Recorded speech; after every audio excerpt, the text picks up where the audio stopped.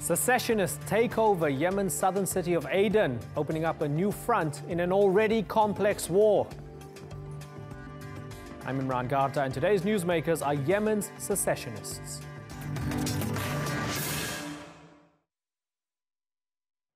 The Yemen war breaks down like this. Forces loyal to rival politicians have been fighting since the Arab Spring.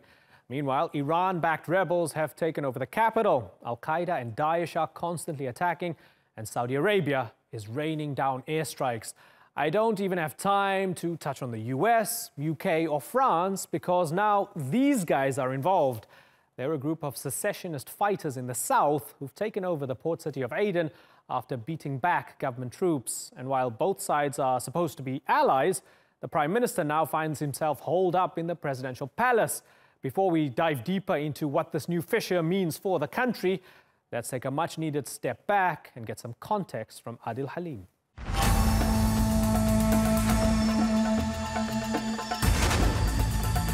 More than 10,000 people have already been killed. More are being killed every day. 2 million displaced in a country on the verge of famine. And it just got worse. There's been a power shift in the war in Yemen. One-time allies have now turned on each other. Friends of convenience have turned into foes. Cracks have appeared in the US-backed Saudi-led alliance, which supports the country's president in his fight against Iranian-backed Houthi rebels. A long-running power struggle finally came to a head this week, potentially shattering an already fragile relationship. Separatist rebels calling themselves the Southern Transitional Council and backed by the United Arab Emirates have turned on the government forces of President Abdurrabbu Mansour Hadi. Hadi is in exile in Saudi Arabia with no timetable for his return. On Tuesday, the STC gained control of most of the port city of Aden, the interim capital, closing the airport, schools, and shops. But the show of force was short-lived, as the council ceded control of 2 military bases soon after. The council is calling for a return to the pre-1990 situation where there were 2 Yemeni states. Last week, the STC demanded Hadi fire his government over allegations of corruption. We ask all fighters to come back to improve our Ministry of Defense and give a real administration that assures everybody justice and equality. In turn, the coalition is called for restraint. The coalition and the legislative government call on the people of Aden's wisdom and urge them not to continue the violence. And we are calling on the legitimate government to look into the demands of the political and social movement. Meanwhile, the larger civil war between the government and the rebels is for the most part deadlocked. And the rebel alliance hasn't been immune to infighting either. In December, fighting broke out between the Houthis and their partner in the conflict, the former president, Ali Abdullah Saleh. Saleh took issue with the Houthis dominating the north and reached out to Hadi and the coalition.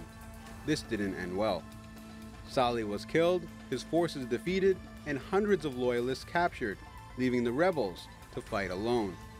What happens from here remains unclear.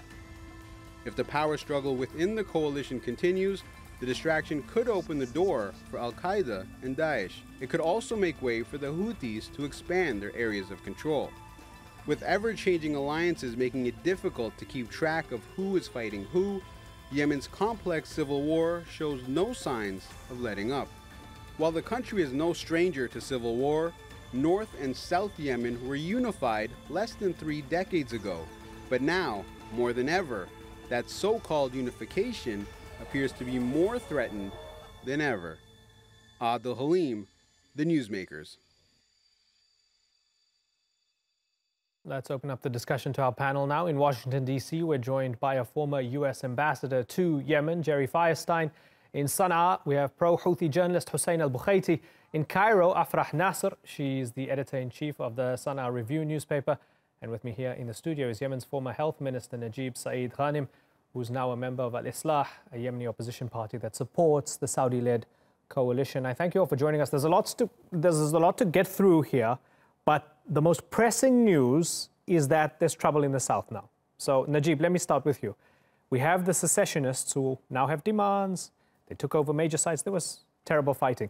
We saw the alliance between the Houthis and Saleh collapse. Are Hadi's alliances now collapsing as well? Hopefully not. You don't seem convinced. No, I don't think so. And the good news is now just everything just went into settlement, and there is a very strong intervention by the Saudis and also to some extent the Emirates to settle out and also to sort out all diversities, I mean, if I can say, between some partners within the umbrella of the legitimate power in Yemen.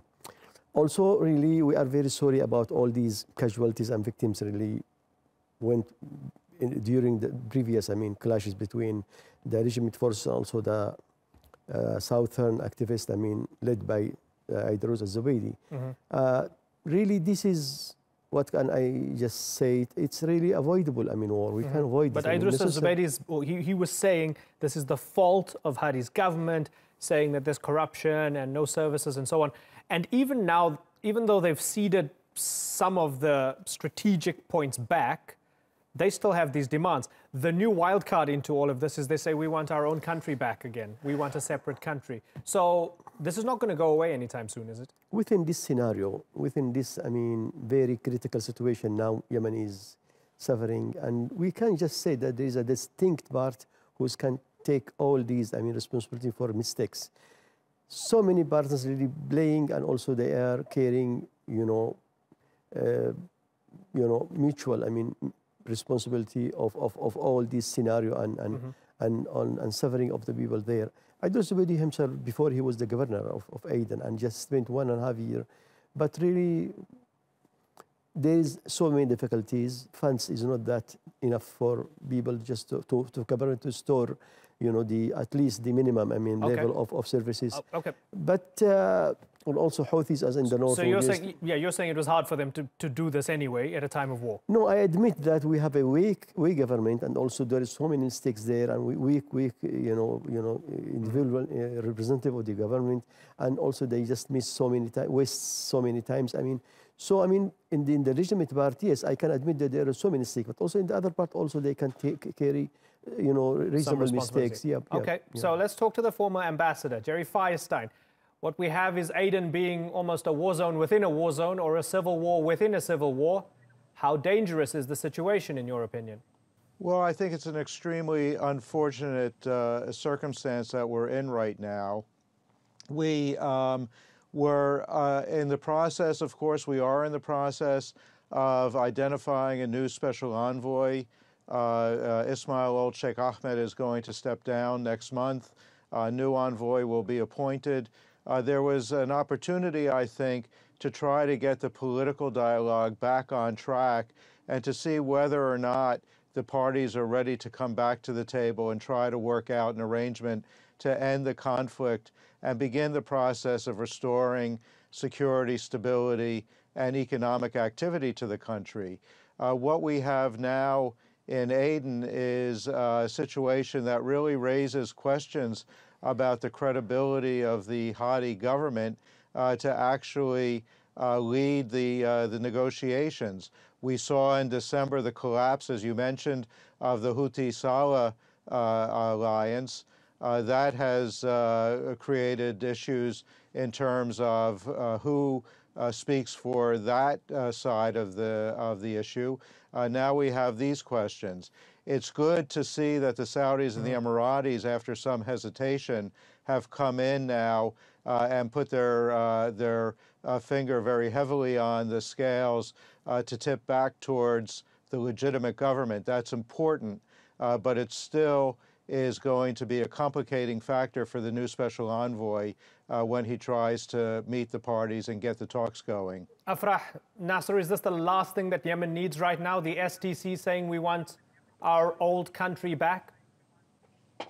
Well, before I answer your question, I think it's very interesting that your program is describing what's happening in the south of Yemen as secession, instead of calling it, the separatists wanting to separate or independence for the south. I think that's very telling about how it's very complicated what's happening in the south. But to be honest, like what's happening right now, it's not a shock to me. It's it has been in the making, not only since 2007 when the Hirak started in south of Yemen, but honestly since the unification in 1990. Following the unification, which is quite, it's a young unification, young period of the unification, about 20 years old, and what we're seeing that it has failed big time. The integration between the north and the south has failed, not only as the unfolding events in front of our eyes, but even, in 2011, when the uprising happened, that when it was like a very defining moment for the South to get their independence, or to just not remain in that failing unification. So I think what's happening has been boiling for many, many years, and not today. But what is interesting these days is that it is a civil war within a civil war.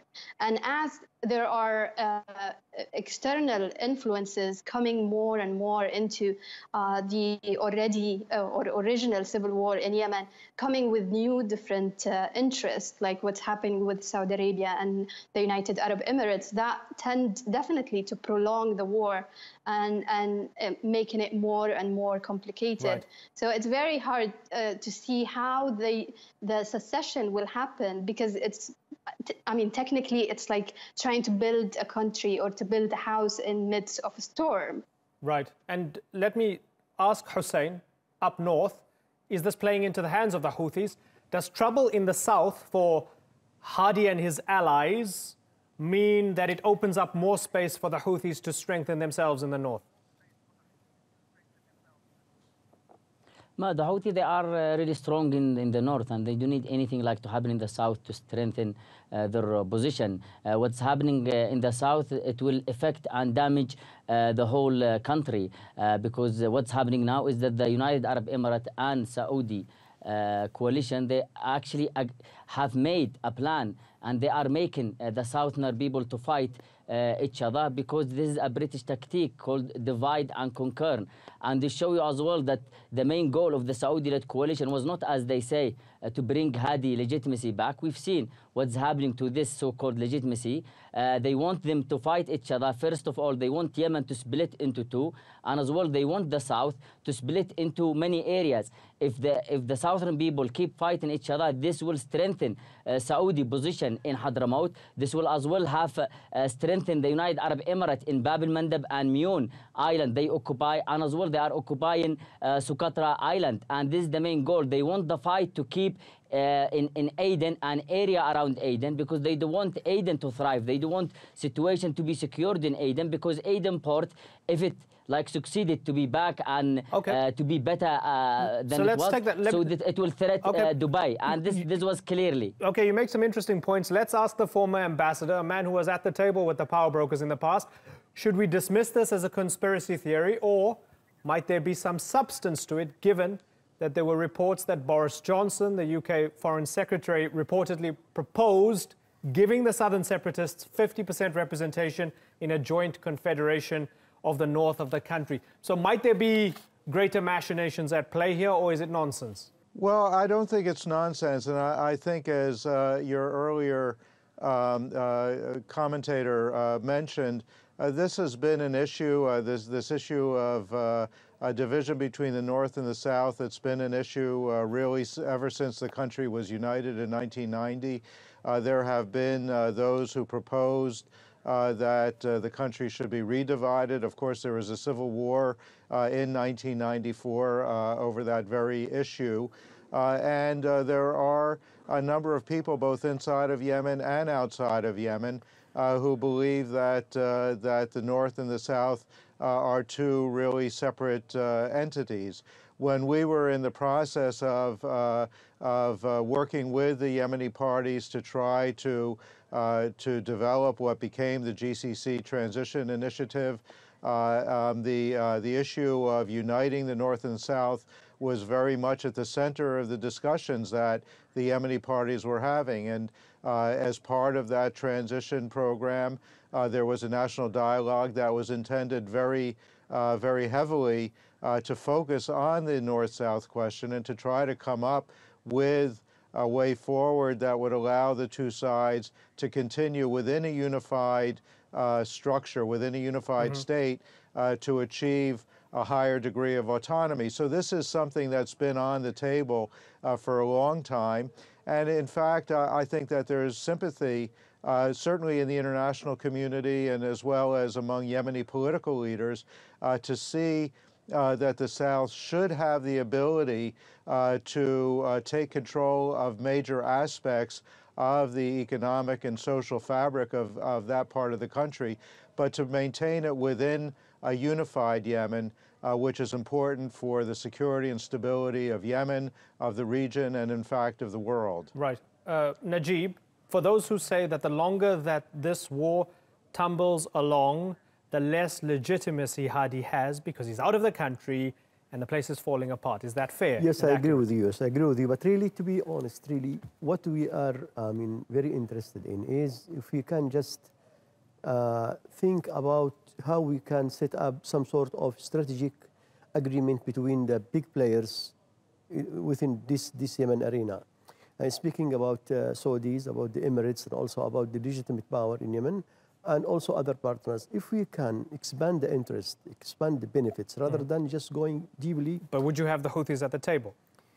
Yes, providing just one condition, that they should accept the legitimate power and put out their hands about the heavy weapons and also about controlling the state, infrastructure in Sana'a and elsewhere.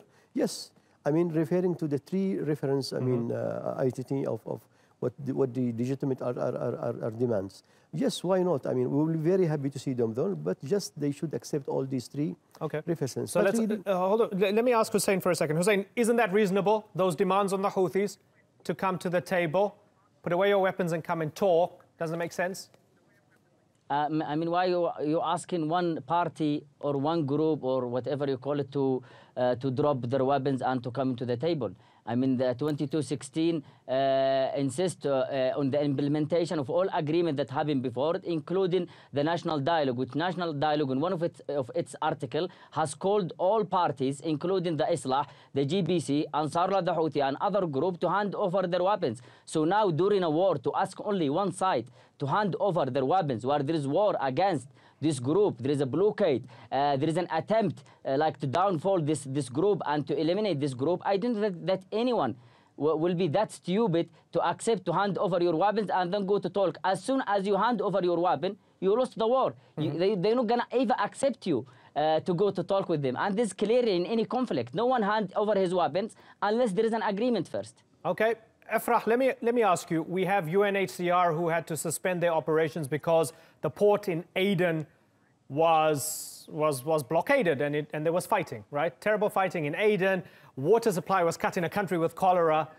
We're hearing from Hussein, they're saying, why would you want to actually stop one side from fighting and then call them to the table? Why doesn't the other side also stop? People don't seem willing to sit at the table for now. But the situation is horrendous and people continue to suffer. How much worse does it have to get, Efrah, before all the power brokers decide that they actually need to talk? For my family in Yemen, for my friends, for a lot of people that I know who are coming from Yemen to Egypt, who I am meeting here, I'm hearing really awful stories. It's like hell, technically. What makes the situation very, very grim is that while you have this huge humanitarian crisis, there are raging war. All warring parties are still thirsty for more bloodshed. And that makes it really impossible to see how there is any way out of this. But what is very interesting that right now, what's keeping Yemen's united is the war itself. As you can tell, there are divisions between what the Saudis want, what the Emiratis want. They're backing the Hirak. The Hirak statement calls for their own independence, but at the same time they're willing to continue fighting the Houthis in the north. It's very kind of confusing. confused kind of political position. But what is very clear that all these warring parties are keeping Yemen united because the war is still going. After that, we don't know what will happen. Honestly, I think Abdurrabbu Mansour Hadi is irrelevant to the discussion. He's becoming more of a burden on the coalition more than any useful political leader. So I think what is going to happen in the coming, let's say, weeks or days would be defining and the prospect of the ongoing war. Yeah, so many conflicts within the conflict and no end in sight. It's quite depressing at the moment. Unfortunately, I wish we had some better news coming out of Yemen. We'll be watching it very closely. But for the moment, Afrah Nasser, Ambassador Jerry Firestein, Hussein Al-Bukhaiti and Najib Ghanim, I thank you all for joining us here on the Newsmakers.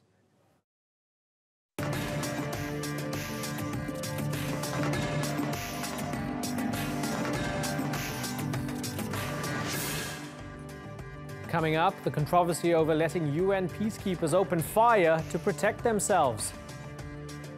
And why the name Macedonia enrages so many people in Greece.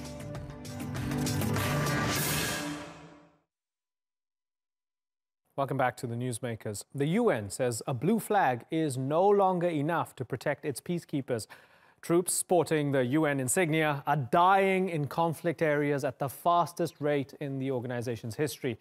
And commanders are calling for the authority to order counter-terrorism missions and preemptive strikes in places like Congo, Central African Republic and Mali. But critics warn that's not just outside the UN's mandate, it's a recipe for further unrest. So who's right? Well, should these soldiers be able to pull the trigger more if it means protecting themselves? Or is it nonsensical to think that peace can be maintained at the barrel of a gun? Vanessa Keneally reports. The Secretary General directs the day-to-day operations of the United Nations, a vast and complex network that employs some 14,000 men and women representing 103 nationalities and serving in 106 countries. For more than 70 years, the United Nations has said it exists for peace and to promote international cooperation among its member states. For its troops on the ground, that translates into only responding with force in self-defense and defense of their mission. But is that enough? A new UN report says the world has changed a lot since 1945 and believes the blue helmet and the United Nations flag no longer offer natural protection for UN forces. The report was commissioned by UN Secretary General Antonio Guterres. It found that since the first peacekeepers were deployed in 1948, more than 3,500 personnel have been killed. The numbers spiked in the 1960s because of the Suez Crisis and a war in the Congo. They climbed again in the 90s because of violence in Rwanda, Somalia, Cambodia and the Balkans. Deaths remained relatively low until recently, but last year 56 peacekeepers were killed, the most since 1994. The study revealed that these deaths weren't a result of conventional warfare, but occurred for more complex reasons. Take Mali, for example, where UN forces are engaged in a counter-terrorism mission and one of the organization's deadliest operations. And in the Congo last month, at least 15 peacekeepers were killed when they were targeted by rebels engaged in that country's civil war. But UN critics don't believe arming troops or encouraging them to be more aggressive is the answer. Some monitoring groups have accused the UN of making bad decisions when it comes to hiring locals, who have included people responsible for human rights violations. And then there's the numerous sexual abuse allegations made against blue helmets in recent years. But the simple fact is, forces have experienced their deadliest 5-year period since the UN was set up. So is it time for peacekeepers to change the way they keep the peace? Vanessa Keneally, The Newsmakers. Well, joining me now from New York is the UN's spokesman for its peacekeeping unit, Nick Birnbach. And in Washington, D.C., we have Brett Schaefer. He's the Senior Research Fellow in International Regulatory Affairs at the Heritage Foundation. Gentlemen, good to have you on the Newsmakers. This is a fascinating story. Nick, let me start with you. 56 UN peacekeepers killed in 2017, doubled from the year before. It's a bad situation. Tell me why, in a nutshell, UN peacekeepers might need a new rule book, new rules of engagement. Ultimately, it comes down to a question of mandates. If the Security Council gives us the mandate to do certain operations that require these new capacities, then we need them. And if we're going to go into places that are incredibly difficult, that have these austere environments, that have these challenges that involve us getting directly targeted, we need to have the ability to respond appropriately. Nobody is asking for us to have that in all contexts. In fact, I think that would be a mistake. What we are saying is that in contexts where we are sent to complete jobs that require these technologies and these capabilities, that we need to have them, we need to know how to use them, and we need to be able to execute the mandates we're assigned. Brett Schaefer, so what Nick's basically saying is horses for courses, customized for different conflicts. Is that the best way to go about it, rather than having a kind of universal mandate? Well, I think he's absolutely right. It's, I've read the report. A number of the recommendations in there are very sound. In fact, they're very sound, so much so that they're not necessarily new. We've heard these complaints. We've made these recommendations in a number of different forums for a number of different years. The real significant change that's been going on is the fact that the UN Security Council is authorizing peacekeeping operations in far more dangerous environments than we've seen, well, at least for quite some time, since the mid-1990s. And as a result of those more robust operations in more dangerous environments, inevitably we're going to see more casualties. It's appropriate for the United Nations and for the troop contributing countries and for the countries that authorize these operations to make sure that they have the capacity and the ability and the equipment necessary to protect themselves as much as possible.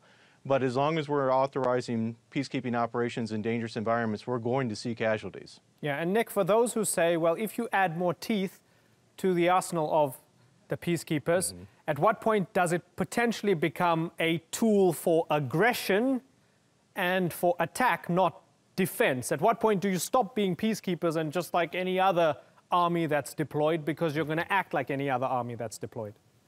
Well, one of the points that the fatalities report that Brett just mentioned makes is that if you are in a military context and you are static and you are immobile and you project a weak posture, you are at risk. That you, in fact, are in you have a higher risk of being attacked, you are weaker, you have less ability to fulfill your mandate. In other words, sometimes the necessity to be strong actually is required if you're going to protect yourself. You need to be able to, if there's good evidence that you're about to be attacked, you need to be able to take proactive action. You need air assets to move quickly. That's just a fact. And if we're going to get put into these situations, the reality is that we need to be able to use those tactics. It doesn't mean that our fundamental mandates will change.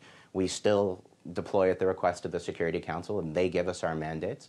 But the point is that if we are going to successfully implement the mandates that we are being given, which involve the necessity to neutralize armed groups, in those contexts, we better be able to do it effectively. Yeah. So, Brett, the previous mistakes and tragedies, right, was it by design? I mean, if these new recommendations were in place in the past in Rwanda or maybe in Srebrenica, would genocide have been prevented if the rule book was different, or was that going to happen invariably?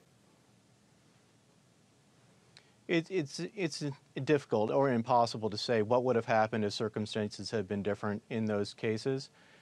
You would hope that peacekeepers deployed would be more proactive, more willing to use violence and use their presence to protect civilians. Unfortunately, that hasn't occurred too many times in the past. But again, getting back to the main point here, we have a force intervention brigade in Congo that has a mandate to do many of the things that are outlined in this report, yet you still see fatalities by both UN personnel, civilian, and you also see fatalities of UN peacekeepers. So this is going to occur. The recommendations in the report, appropriate, I think sound in many different ways, are designed to address casualties that result from the specific problems that they've outlined. But when you ask a force, a peacekeeping force, to project itself into dangerous environments, to act proactively against adversaries and combatants in the field, you're going to also have casualties resulting from those actions as well. And it's not just UN peacekeeping that are facing these challenges. If you look at the African Union operation in Somalia, they've had over 3,000 casualties since 2007, a far higher rate than what we've seen in UN operations over that time, precisely because they are conducting many of the types of operations that we're talking about here against a very determined adversary. And that really gets to the fundamental point here. When you're talking about South Sudan, when you're talking about Mali, when you're talking about Congo, when you're talking about the Central African Republic, the UN has now inserted itself into conflict as a partisan force. And it's unrealistic to expect the UN to insert itself into a conflict like that and not be targeted as an adversary of these other forces. Yeah, that's an interesting point. Let's listen to the Under-Secretary General himself for peacekeeping operations, Jean-Pierre Lacroix. Have a little listen to what he had to say. We're being attacked by armed groups who are looting, killing, raping, and they have no interest in peaceful solution. So it's because we have this very different dangerous environment that we have to change. And we have robust mandates, so we have mandates that enable us to respond to these challenges. But we're not doing well enough in terms of implementing these mandates. And Nick, this is interesting. I mean, presumably this is the man you report to, right? And what he seems to suggest here is that these armed groups are not idiots. They're very smart, and they recognize the limitations of the UN peacekeeping mandate, and they gamed the system and in many ways treated UN peacekeeping soldiers, no matter which country they came from, as sitting ducks. Has that been the feeling, that you were basically sitting ducks and they could attack you with impunity? I mean, I don't think that I agree that we've been sitting ducks. I think that we are in situations where we're disrupting the activities of these groups and they don't like it. We're in their way. And so since they have a lot at stake, they're on their home turf, they do take action against us. And they have done so very effectively, as the Undersecretary General just said, in a variety of the contexts that Brett just mentioned, in Mali and Central African Republic, in South Sudan, in Eastern Democratic Republic of Congo. Now, we've taken our share of action, too, in a variety of these contexts. And all of it is in furtherance of our mandate, protecting civilians and ensuring the delivery of humanitarian assistance and things like that.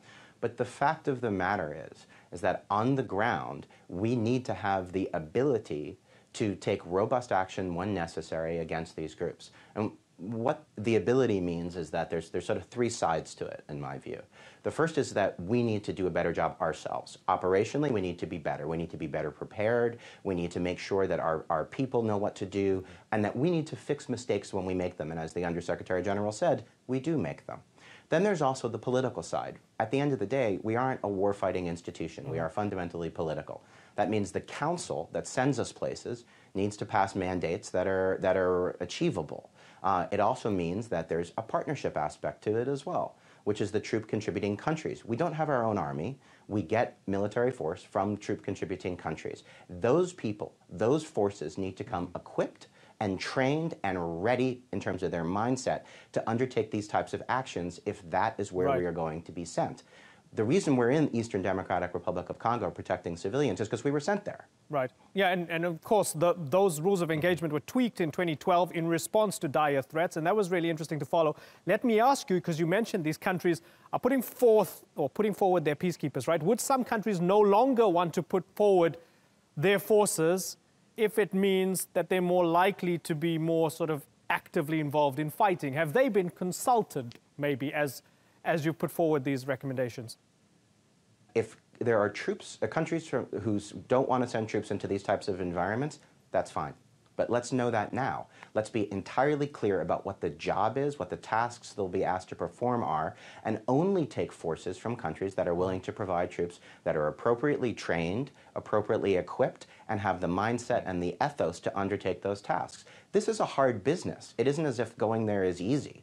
So if we're going to go, let's go with the fighting chance to succeed in what we're being asked to do by the Security Council. Right. So, Brett, I know you gave the example of Somalia and AU troops being attacked over there, and maybe that can be seen as a rebuttal to my next question, but humor me for a second, right?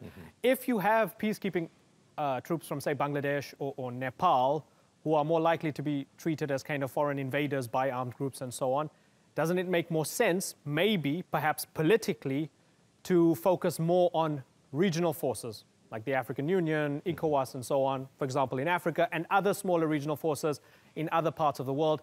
Might they be less vulnerable to attack than blue helmets? Well, I don't know if they're going to be less likely or less vulnerable to attack than blue helmets. But I think we need to be flexible in addressing these circumstances. If you have an unstable situation and you have regional governments who are willing to send their armed forces in to address these situations and are willing to accept the risks associated with that, then I think the Security Council should be very willing to bless those types of regional operations or even intervention operations where they see a legitimate threat to international peace and security. The reason why blue helmets have been treated differently in the past is because they were not war fighters. They were traditional peacekeeping involves the consent of all parties to the conflict. The peacekeepers are neutral forces in terms of the conflict. They're designed to go in there and basically provide a cushion against an accidental or unintentional reignition of a conflict.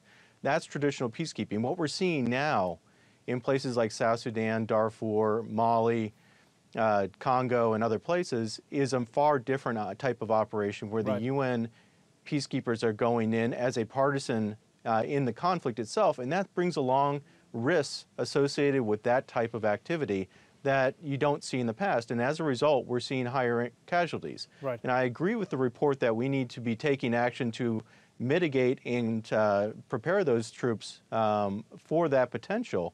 But we can't sit here and think that just adopting these changes in the report are going to result in zero casualties going forward. They're inherent in the type of operation that we're engaged in. Yeah. Very finally, Nick, in terms of trust, and I know you said that UN peacekeepers have made mistakes in the past, and that has been recognized by the Under-Secretary General, by the Secretary General himself.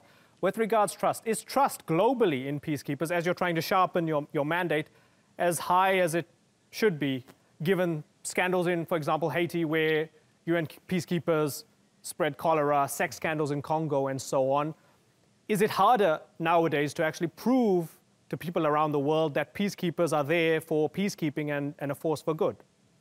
I think there's no question that peacekeeping has succeeded all the time. Of course it hasn't. And we've been very candid about that. This report is very candid. The Undersecretary General is very candid. All of us are, because we understand the cost of when we are unable to complete our mandates. And there's always good reasons for it, but that's not the point. The point is we need to do better. Having said that, the reality is that there are places all over the world that are more stable, have a greater chance for prosperity going forward, and are doing much better now because of many things, but also because of the intervention of United Nations peacekeepers. If you look at West Africa right now, for example, we're wrapping up our mission in Liberia in a month's time. That will be the last operation of West Africa. We had a mission in Sierra Leone next door and in the Ivory Coast next to that, and all three missions left behind places that have a reasonable chance for peace and are dealing with problems of being a developing state now instead of problems of fundamental security. That's progress, and those are the types of stories that we want to tell, while at the same time being quite hard-eyed at looking at when we have let the world down and committing to do better in trying to make sure we're able to fulfill these new complicated mandates that we are being assigned by the Security Council. Okay, Nick Birnbach and Brett Schaefer, I've got to move on, but I thank you both for joining us here on the Newsmakers.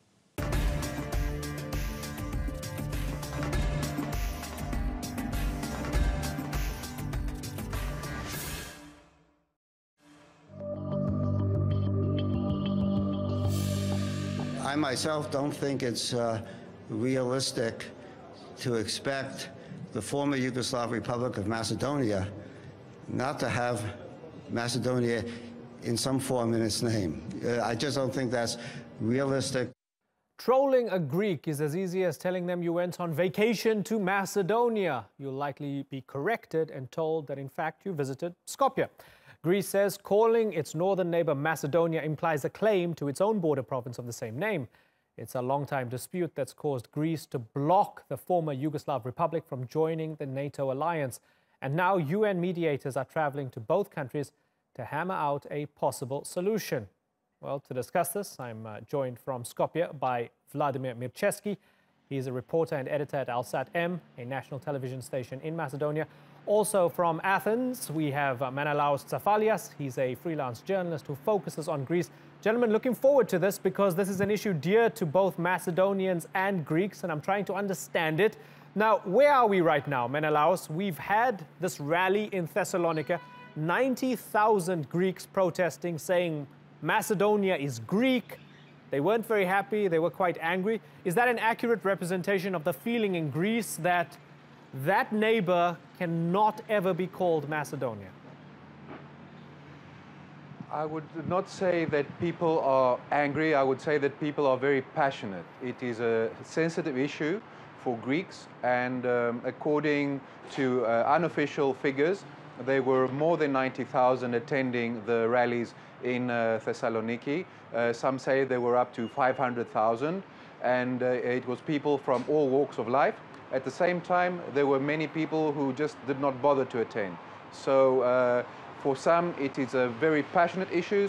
For some, it is an issue that should be resolved, and that is where we stand now. There are indications that Greece's political leadership and the political leadership in the former Yugoslav Republic of Macedonia, I will stick to the UN name as a Greek citizen right now, you understand this, Imran, that there will be a resolution. And there are hints that they might, this name will include the Macedonia in the local country's language. So some form of name, including the Macedonia word. Okay. And yep. Okay. the political leadership seems okay with this. Okay, so Vladimir, a compromise solution with some sort of linguistic and semantic twists to make everybody happy. Would Macedonians be happy with that? Well, I'm not sure that whole part, everyone in the country, in the society would be happy with this kind of decision. But we have to understand that this is not an issue over the name. You know, this is a very complex problem that involves many aspects of that. That's the scope of the usage of the new possible agreed name. Then there is the designation of the language and of the nationality of the people who live in Republic of Macedonia. After that, there are the Greek demands that have become very strong in the last period over changes in the constitution of Republic of Macedonia.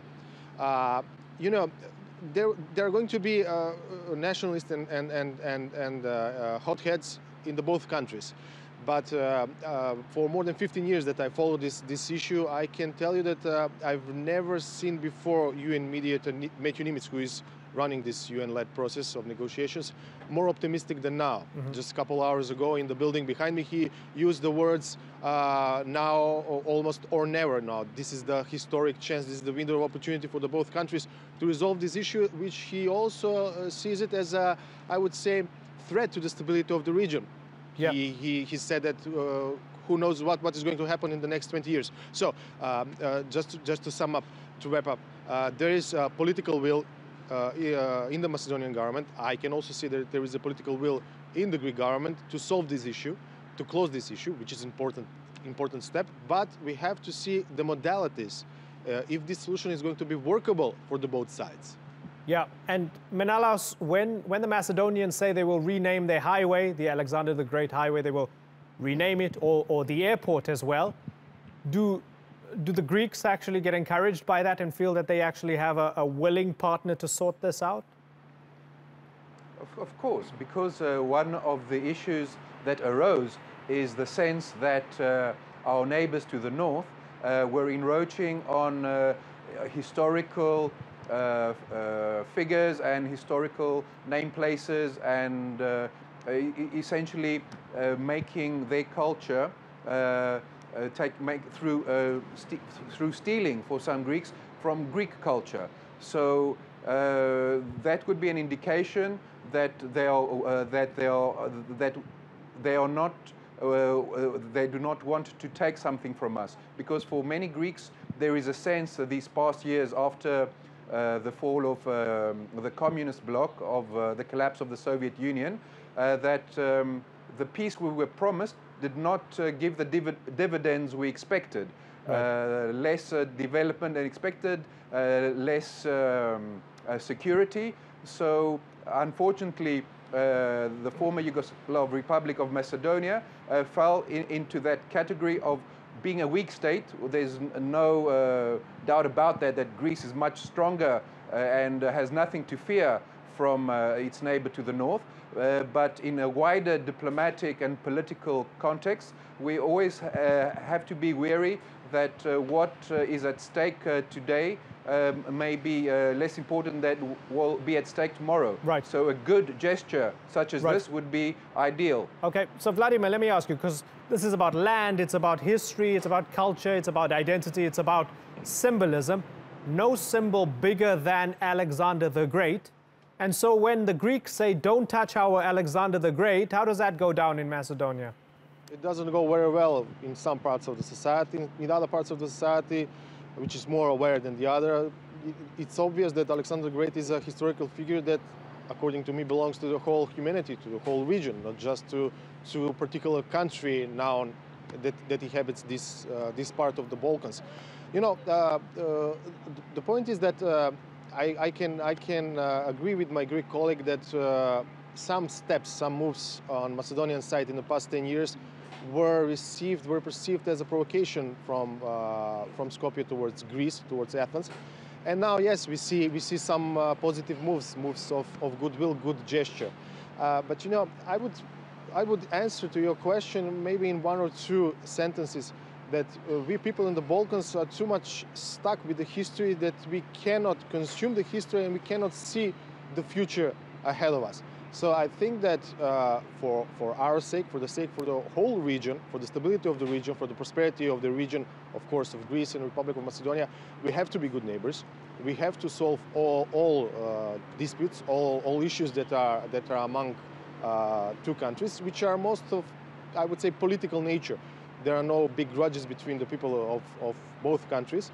And we have to look forward. And looking forward for the Republic of Macedonia, that is only one scenario, that is being part of NATO and being part of European Union. Right. And the name issue is the biggest obstacle, and maybe the only obstacle on this road. Yeah, it's interesting that you said that, because you said looking forward for the Republic of Macedonia is, and you went on to mention NATO membership. Let me ask you, Menelaos, is it ever likely that Greece would accept that the former Yugoslav Republic of Macedonia, as it is known internationally, can rename itself as Republic of Macedonia and be accepted by all these other institutions? And if NATO and others say, we accept that name, would Greece ever likely accept that? Right now, the indications are that the Greek leadership and a certain part of society are open to a composite name that will include some kind of, for example, Gorna Macedonia. It's a name being discussed in local circles and has the support of respected defense analysts as a credible compromise. What you have to understand about Greeks, and sometimes we do not get this from our counterparts, our neighbors, is that there is a feeling that our neighbors are essentially doubting the sovereign territory of Greece. Some elements in the former Yugoslav Republic of Macedonia have published maps showing their borders extending up to the coast of Greece.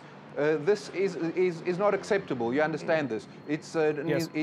There are petty politics involved on both sides, but there are some issues that we need guarantees from our neighbors that these issues will no longer exist. Right. The earlier gesture mentioned about renaming the airport would be such a gesture of supporting trust. Right. It's about trust and about not opening the door to future problems from other countries wishing to meddle in the area. Okay, so Vladimir, do they have a right to be paranoid, or a point when they are paranoid that perhaps your country covets some of their actual territory and eventually wants to make it a part of your future internationally recognized Republic of Macedonia?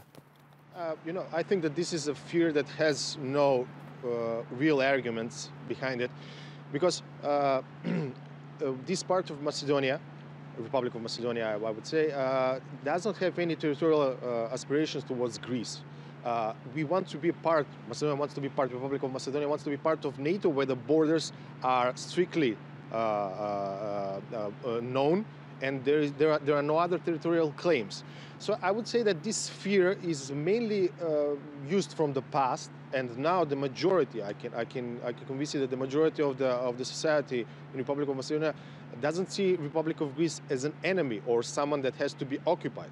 So we just want to continue with our good neighborly relations, solve the outstanding disputes between the two countries, so that Macedonia can go forward on its EU-Atlantic integration, because this is the only way forward. Of course, there will always be some nationalistic tendencies by some small number of people, some hotheads, as I said, which there are also in Greece, as we have seen it in Thessaloniki 2 weeks ago. Maybe now we see that again in Athens this Sunday when there are another protests. But this does not reflect the position of the whole society, of all citizens that live in Republic of Macedonia. And you know, there are facts and there are arguments. More than 100,000 citizens of Republic of Macedonia go to holiday in Greece every year. Thousands of Greeks come to Macedonia to do their business. One of the biggest investors in economic terms is in Republic of Macedonia is Greece. So we have all the natural reasons and the real reasons to be friends, allies, and not to look ourselves like enemies. You know? Okay. Yeah. Well, it's this an old something dispute that was yes. maybe left from the past. Right. It's an old dispute, but there seems to be renewed optimism here. Vladimir Mircheski and Menelaos Tsefalias, I thank you both for joining us here on the Newsmakers. I've got to move on.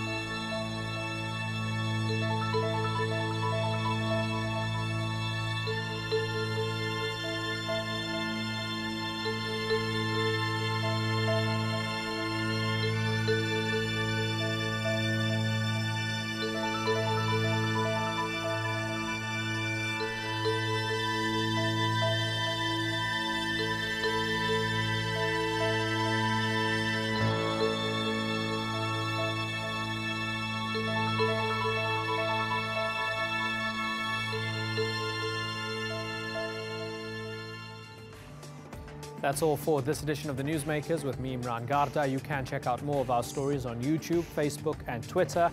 Remember to like, follow, and subscribe. Until next time, thank you for watching. Bye-bye.